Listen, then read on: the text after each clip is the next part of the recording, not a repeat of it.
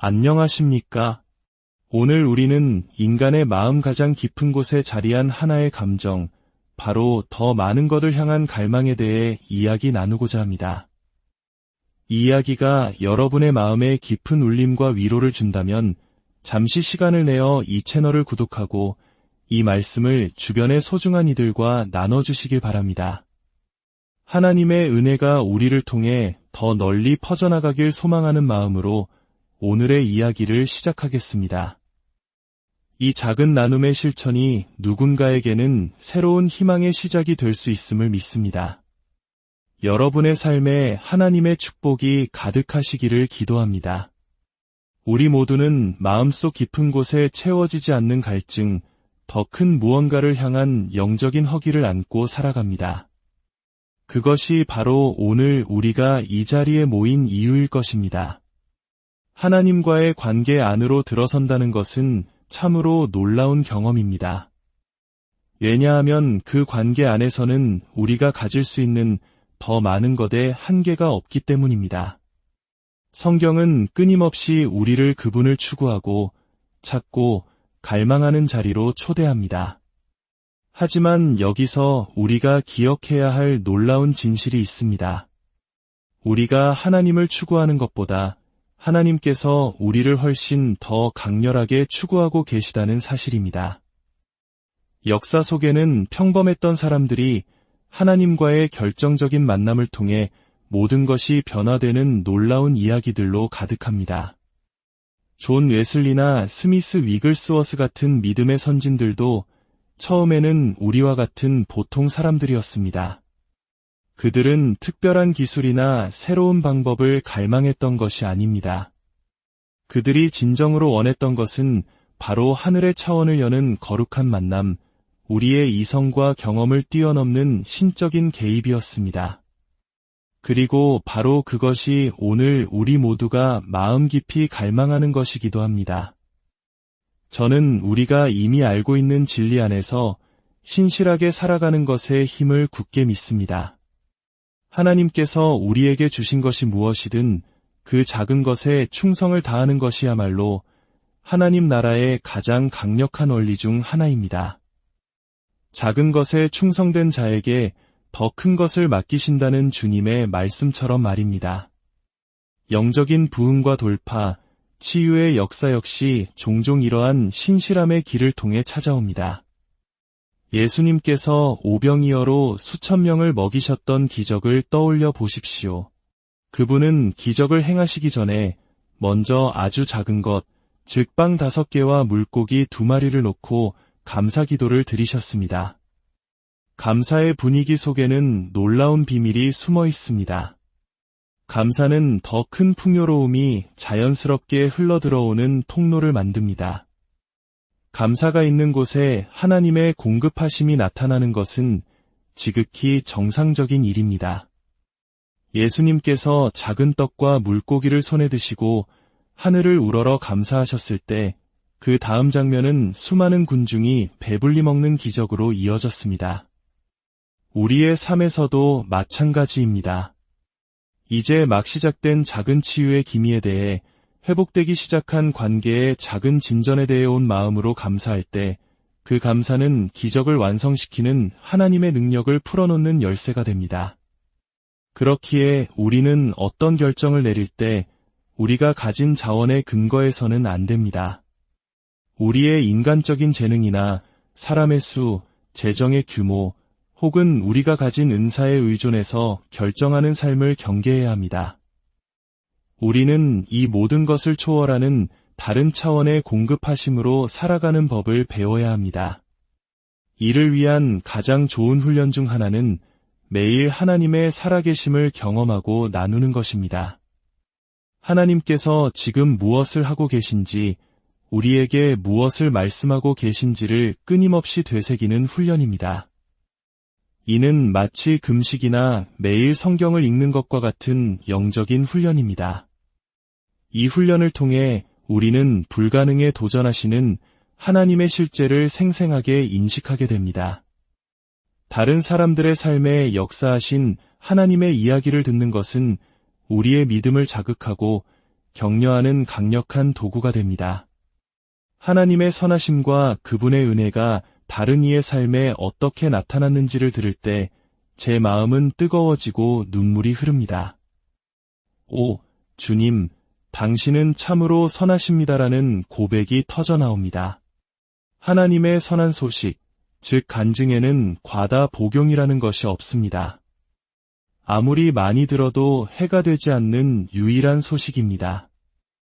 왜 우리에게 이 간증이 필요할까요?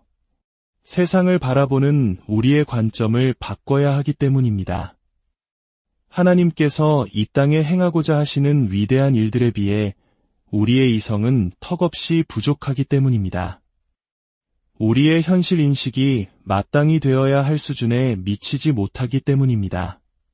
하나님께서 과거에 행하셨고 지금도 행하고 계신 일들의 기록, 즉 그분의 간증은 우리의 굳어진 생각의 틀을 뒤흔들고 깨뜨립니다. 때로는 다른 사람의 간증이 우리를 불편하게 만들 수도 있습니다. 우리가 지혜라고 부르는 안전한 경계선 훨씬 밖에서 일어나는 일들이기 때문입니다. 그러나 그때가 바로 우리가 변화해야 할 때입니다. 내 생각의 한계를 넓혀 하나님의 역사를 포함시켜야 하는 순간인 것입니다. 우리가 더 많은 것을 향한 갈망을 가지고 나아갈 때 그 갈망은 반드시 겸손으로 이어져야 합니다. 진정한 겸손은 유연하고 부드러운 마음입니다. 주님, 저는 기꺼이 변화하고 조정될 준비가 되어 있습니다. 제가 어떤 노력을 한다고 해서 이 은혜를 얻을 수 없음을 압니다. 그러나 저는 여기 주님 앞에 있습니다. 주님의 뜻대로 사용하여 주십시오. 라고 고백하는 태도입니다. 이제 세례 요한의 이야기를 통해 이 주제를 더 깊이 탐구해 보겠습니다. 마태복음 11장입니다. 예수님께서 12 제자에게 명하기를 마치시고 여러 동네에서 가르치고 전도하시기 위해 그곳을 떠나셨습니다. 그때 옥에 갇혀있던 요한이 그리스도께서 하신 일들을 전해 듣고 자기 제자들을 예수님께 보냈습니다. 그들은 이렇게 물었습니다. 오실 그 이가 당신이십니까? 아니면 우리가 다른 이를 기다려야 합니까? 예수께서 대답하셨습니다. 요한에게 돌아가 너희가 듣고 보는 것을 그대로 전하여라. 눈먼 사람이 보고 다리 저는 사람이 걸으며 나병 환자가 깨끗해지고 듣지 못하는 사람이 들으며 죽은 사람이 살아나고 가난한 사람에게 복음이 전파된다고 말이다. 나로 말미암아 실족하지 아니하는 자는 복이 있도다. 이 장에서 예수님은 세례 요한을 구약의 모든 선지자 중 가장 위대한 자라고 칭찬하시며 그를 높이십니다. 여기서 우리가 기억해야 할 것은 신약 성경에 기록되어 있지만 예수님의 죽음과 부활 이전의 모든 사건은 여전히 구약의 언약 아래에 있다는 사실입니다. 세례 요한은 구약 시대의 예언 사역을 마무리하고 예수님께서 오셔서 하나님 나라의 실제를 선포하실 길을 예비하는 마지막 선지자였습니다. 누가복음 16장 16절은 이렇게 말합니다. 율법과 선지자는 요한의 때까지요. 그 후부터는 하나님 나라의 복음이 전파되어 사람마다 그리로 침입하느니라. 요한의 시대를 기점으로 메시지의 엄청난 전환이 일어난 것입니다. 그 결과 하나님 나라가 전파되고 모든 사람이 그 나라로 힘써 들어가게 되었습니다. 성경에 나오는 모든 사람이라는 표현에 주목해 보십시오. 하나님께서는 우리가 상상하는 것 이상으로 모든 사람이 구원받기를 원하십니다. 예수님이야말로 만국이 소망하는 분이시며 모든 사람의 마음속에는 예수님과 같은 왕을 모시고자 하는 내재된 갈망이 있습니다. 올바른 메시지, 즉 왕이신 예수 그리스도의 통치와 다스리심이 임재했다는 하나님 나라의 복음이 선포될 때 그 메시지에 합당한 하나님의 능력이 나타나게 되어 있습니다. 당신이 가르치고 선포하는 것에 열매를 맺게 될 것입니다. 만약 우리가 치유를 보기 원한다면 치유에 대해 가르치고 선포해야 합니다. 비록 내 눈앞에 아직 아무런 증거가 보이지 않을지라도 말입니다. 우리가 왕의 나타나심을 보기 원한다면 그의 다스리심이 지금 우리 가운데 임했다는 하나님 나라의 복음을 선포해야 합니다. 예수님은 세례 요한을 극진히 칭찬하셨지만 동시에 두 시대의 차이점을 분명히 하셨습니다. 요한은 율법 시대를 대표하며 애곡하는 역할을 했고 예수님은 은혜 시대를 여시며 모두가 춤추게 하는 피리를 부셨습니다.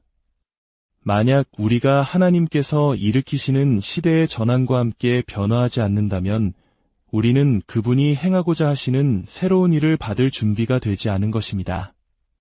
구약 시대와 신약 시대는 모든 것이 다릅니다. 구약에서는 나병 환자에게 닿으면 부정해졌지만 신약에서는 예수님이 나병 환자에게 손을 대시자 그가 깨끗해졌습니다. 구약의 전체적인 강조점은 죄의 심각성과 그로 인한 오염으로부터 자신을 지키는 것이었습니다. 이는 인류가 구원자를 얼마나 절실히 필요로 하는지를 깨닫게 하기 위한 필수적인 과정이었습니다. 그러나 구원자이신 예수님께서 오신 후 메시지는 완전히 달라졌습니다. 은혜는 죄를 간과하는 것이 아닙니다. 은혜는 우리가 의롭게 살 수 있도록 힘을 주시는 하나님의 능력입니다. 은혜는 우리로 하여금 예수님처럼 행할 수 있도록 가능하게 하는 신적인 도움입니다. 율법이 살인하지 말라고 요구한다면 은혜는 형제에게 욕하지도 말라고 말하며 더 높은 기준으로 우리를 이끕니다. 왜냐하면 은혜 안에는 우리 안에 거하시는 성령님의 도우심이 있기 때문입니다. 율법은 요구하지만 은혜는 가능하게 합니다. 세례 요한은 바로 이 거대한 전환의 한가운데 서 있었습니다. 그는 과도기적 인물이었습니다. 그는 이렇게 기도했습니다. 그는 흥하여야 하겠고 나는 쇠하여야 하리라. 이 기도는 엄청난 겸손의 표현이며 우리 역시 수없이 드려왔던 기도일 것입니다. 그러나 이 기도가 말해진 문맥을 이해하는 것이 중요합니다. 요한은 구약의 시대를 마감하는 인물로서 역사의 무대에서 사라지고 있었기 때문에 이 기도를 드렸습니다. 그러나 새 언약 안에 있는 우리에게 이 기도는 더 이상 온전히 적합하지 않습니다. 하나님은 텅 빈 것을 채우시는 것이 아니라 그릇을, 즉 사람을 채우십니다. 그렇다면 우리는 이렇게 기도해야 하지 않을까요? 하나님, 저의 모든 것이 당신의 모든 것으로 채워지게 하소서. 예수님은 자신을 세상의 빛이라고 소개하셨고 떠나시기 전에는 우리에게 너희는 세상의 빛이라고 말씀하셨습니다. 이것은 우리가 쇠하거나 줄어드는 존재가 아님을 보여줍니다. 우리의 자신감은 우리 자신에게서 나오는 것이 아닙니다. 우리 안에 은혜로 놀라운 일을 행하신 하나님께 대한 신뢰에서 비롯됩니다. 사탄의 가장 큰 전략은 우리로 하여금 끊임없이 우리 자신을 들여다보게 만드는 것입니다. 그러나 예수 그리스도의 보혈을 통하지 않고 우리의 과거를 돌아보는 것은 거짓을 마주하는 것과 같습니다. 로마서 8장에서 바울은 현재의 일이나 장래의 일이나 그 어떤 것도 우리를 하나님의 사랑에서 끊을 수 없다고 선포합니다. 그는 과거의 일은 언급조차 하지 않았습니다. 왜냐하면 그리스도 안에서 우리의 과거는 더 이상 우리의 소유가 아니기 때문입니다. 주님께서 그 값을 치르고 사셨습니다. 이제 다시 감옥에 갇힌 요한의 이야기로 돌아가 봅시다. 그는 광야에서 외치는 소리로서 메시아의 길을 예비하라는 하나님의 사명을 받은 자였습니다. 그는 요단강에서 회개의 세례를 베풀며 내 뒤에 오시는 이는 성령과 불로 세례를 주실 것이요 나는 그의 신발끈을 풀기도 감당하지 못하겠노라고 예언했습니다. 그리고 마침내 강둑에 서 계신 예수님을 보고 보라, 세상 죄를 지고 가는 하나님의 어린 양이로다 라고 선포했습니다. 그에게는 조금의 의심도 없었습니다. 그의 존재 전체가 예수님이 메시아이심을 알고 있었습니다. 그는 심지어 예수님께 세례를 베푸는 엄청난 경험을 했습니다. 예수님께서 물에서 올라오실 때 하늘이 갈라지며 성령이 비둘기같이 그 위에 임하는 것을 목격했습니다. 여기서 갈라짐을 뜻하는 헬라어는 단순한 분리가 아니라 성전의 휘장이 위에서 아래로 찢어지고 예루살렘의 바위들이 쪼개졌을 때 사용된 것과 같은 격렬한 단어입니다. 이사야 선지자가 원하건대 주는 하늘을 가르고 강림하시고 라고 부르짖었던 기도의 성취였습니다. 요한은 역사상 가장 비범한 신적 만남을 경험한 사람 중 하나였습니다. 그런데 지금 그는 감옥에 있습니다. 그리고 제자들을 보내 묻습니다. 제가 혹시 잘못 짚었습니까? 요한이 역경을 두려워하는 사람이었을까요? 아닐 겁니다. 광야의 선지자였던 그에게 고난은 익숙한 것이었습니다. 그가 단지 알고 싶었던 것은 이것이었습니다. 내가 내게 주어진 사명을 올바르게 완수했는가? 예수님은 신학적인 설명이나 예언의 성취에 대한 증거로 대답하실 수도 있었습니다. 그러나 그분은 그렇게 하지 않으셨습니다. 대신 예수님은 요한의 시선을 그의 현재 상황에서 하나님께서 하고 계신 일로 돌리셨습니다. 요한은 감옥에 갇혔습니다.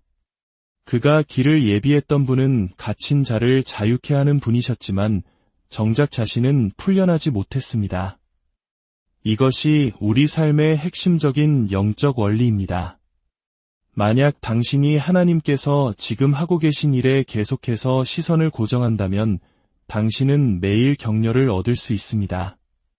그러나 만약 당신이 하나님께서 하지 않고 계신 일에 시선을 고정한다면 당신은 매일 낙심하게 될 것입니다. 믿음은 문제의 존재를 부정하는 것이 아닙니다. 다만 그 문제가 내 삶에 영향력을 행사할 자리를 내어주지 않는 것입니다. 예수님은 결코 어둠이나 마귀의 전략에 반응하여 사시지 않았습니다. 그분은 오직 아버지를 향하여 반응하셨습니다. 아버지가 하시는 것을 보고 행하셨고 아버지가 말씀하시는 것을 듣고 말씀하셨습니다. 예수님은 요한의 제자들에게 말씀하셨습니다. 가서 요한에게 너희가 듣고 보는 것을 고하라. 눈먼 자가 보며 못 걷는 자가 걸으며 그리고 나로 인해 실망하여 넘어지지 않는 자는 복이 있다. 실망감은 불신으로 이어지는 통로입니다. 그리고 불신은 모든 죄의 뿌리입니다. 우리가 간절히 원하고 갈망하던 것이 우리가 기대했던 방식대로 이루어지지 않을 때 우리 마음속에는 하나님을 향한 서운함, 즉 실족의 씨앗이 자라기 쉽습니다. 우리가 더 많은 것을 향한 갈망의 여정을 걸을 때 우리는 갈림길에 서게 됩니다. 그 갈망이 하나님께서 주신 것이며 그분께서 내 마음의 간절한 부르짖음을 반드시 이루실 것이라는 절대적인 신뢰를 붙들지 않으면 우리는 응답받지 못한 기도들의 목록을 세기 시작합니다. 다른 사람이 가진 것과 내가 갖지 못한 것을 비교하기 시작합니다. 그리고 이 비교의 세계는 우리를 교만으로 이끌거나 깊은 불신으로 빠뜨립니다. 사탄은 하나님을 향한 우리의 갈망 자체를 막을 수는 없습니다. 그러나 그는 그 갈망의 과정에서 오는 실망감을 이용하여 우리를 넘어뜨리고 하나님으로부터 멀어지게 만들 수 있습니다. 그렇다면 이 치열한 영적 싸움에서 우리가 붙들어야 할 것은 무엇일까요? 첫째, 어리석을 정도로 통제 불가능할 정도로 하나님을 향해 배고파하는 것입니다. 알라 기자의 편안히 앉아 누군가 가져다주면 먹겠다는 수준의 허기가 아닙니다. 모든 것을 박차고 일어나 주님을 향해 달려나가는 거룩한 갈망입니다. 둘째, 내가 이미 받은 것에 대한 깊은 감사입니다. 내가 더 많은 것을 구하기 전에 나는 내가 받은 것에 대해 얼마나 감사하고 있습니까? 감사는 지금 이 순간 내 삶에 임한 하나님의 손길을 분별하여 찾아내는 것입니다. 내가 자격 없지만 베풀어 주신 그분의 친절하심에 압도되어 감사 외에는 다른 어떤 것도 할 수 없는 상태입니다. 셋째, 흔들리지 않는 믿음입니다. 하나님을 향한 나의 이 갈망이 나의 기발한 아이디어가 아니라 하나님께서 내 안에 시작하신 일이라는 것을 아는 것입니다. 주님께서 먼저 내 이름을 부르셨기에 내가 그분께 관심을 갖게 된 것입니다. 그분의 부르심이 내 영혼의 생명을 불어넣은 것입니다. 사랑하는 여러분, 혹시 여러분의 삶에 오랫동안 기도했지만 움직이지 않는 거대한 바위 같은 문제가 있습니까? 그 문제와 씨름하는 동안 당신도 모르게 당신의 영적인 근육은 강해졌습니다. 비록 그 바위는 움직이지 않았을지라도 이제 당신은 과거에는 움직일 수 없었던 다른 바위를 움직일 수 있는 힘을 갖게 되었습니다. 포기하지 마십시오. 여러분의 마음속 깊은 갈망이 하나님을 향한 서운함과 실족으로 이어지지 않기를 축복합니다. 오히려 그 갈망이 여러분을 더욱 깊은 감사의 자리로, 더욱 담대한 믿음의 자리로 인도하기를 기도합니다. 우리 주 예수 그리스도의 은혜가 여러분의 삶 가운데 늘 함께 하시기를 간절히